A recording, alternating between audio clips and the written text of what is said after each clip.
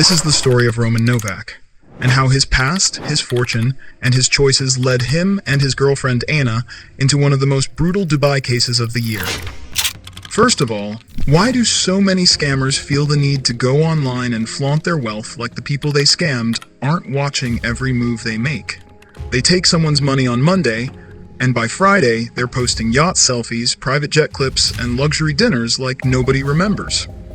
The rise of online hustles and crypto scams has made this even worse.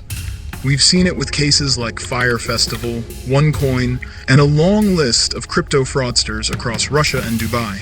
Every one of them thought they were too smart, too rich, or too hidden to ever face consequences. But the moment they start flexing, the trouble begins. Flashy cars, giant villas, exotic trips, private islands, it's basically a digital trail they're handing straight to their victims and to law enforcement. Roman Novak was no exception to this deadly rule. Roman was not some regular crypto dude posting tutorials online. He was a convicted fraudster straight out of St. Petersburg. Not a small scammer, not a petty thief. We're talking large-scale embezzlement, defrauding partners, ripping off investors. His reputation was dirt before he even touched Dubai. In November 2020, he actually got convicted. A Russian court gave him 6 years. But somehow, this man managed to get parole by 2023, stepped out of prison and instantly dipped, straight to the United Arab Emirates. Straight into wealth, luxury, and that Dubai high life where nobody asks too many questions if your money is loud enough. And his money was loud. Roman didn't waste time. He built a crypto platform called Fintopio. And it wasn't just some app on the App Store with promises. It was marketed like a financial revolution. Fast transfers, international partnerships, cross-border investors, Russia, China, the Middle East. The whole thing was shiny. But here's the part that turned his life into a ticking bomb. Reports say his network raised as much as $500 million. And none of that was sitting in a vault. It wasn't in a bank. It wasn't in a safe. It was inside a digital wallet protected by one seed phrase, one line of code, one phrase that only Roman knew. That alone made him a walking target. Now let's talk about Anna.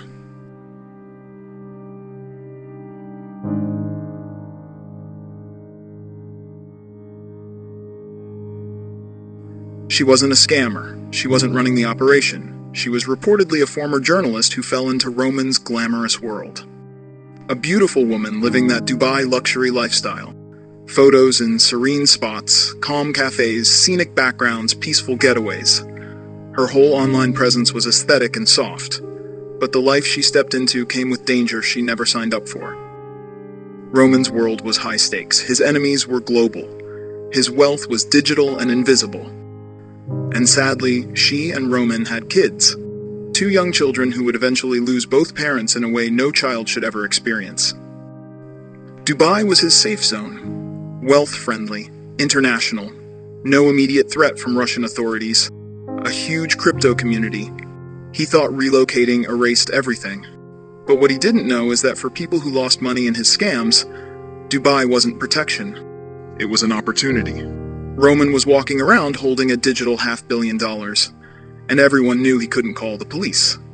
He was a convicted fraudster in a foreign country still running sketchy businesses, the perfect setup for a trap. It happened on October 2nd, 2025. Roman and Anna believed they were attending a business meeting. New investors, new project, new money. Everything sounded normal, even exciting. Their own driver took them toward a remote area near Hatta, close to the UAE-Oman border. Nothing suspicious yet. Meetings happen outside the city all the time in Dubai. But at a designated point, they didn't walk into a building. They got into a second vehicle. And that was it. The moment they stepped into that car, their fate was sealed. Investigators believe they were taken straight to a rented villa far from any witness. No negotiation, no money, no ransom. Just torture. Just one demand. Give us the key.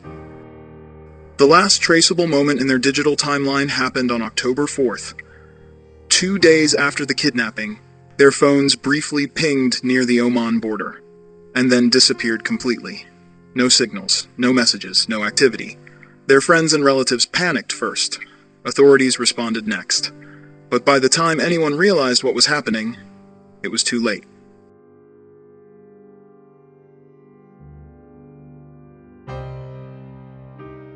At first, this case was chaos. Everyone had a theory, maybe a business partner, maybe a random enemy, maybe someone from the old Russian scams.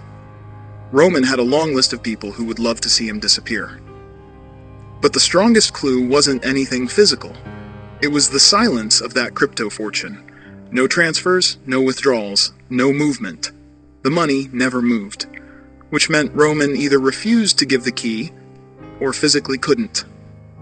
That's when authorities started following the trail of the vehicles, the phones, and the people around Roman's business. And quickly, the picture became clear. This was not random. This was a hit. Investigators identified 8 Russian citizens linked to the operation, 3 main organizers, 5 intermediaries. The 5 intermediaries were basically hired muscle, probably told it was a business retrieval operation or a forced negotiation. But the 3 organizers, they knew exactly what they were doing. They tricked Roman and Anna, kidnapped them, tortured them. And when Roman wouldn't give up the seed phrase, they eliminated both him and Anna in the most brutal way possible. Then, they fled back to Russia, thinking the borderline would protect them. They were wrong.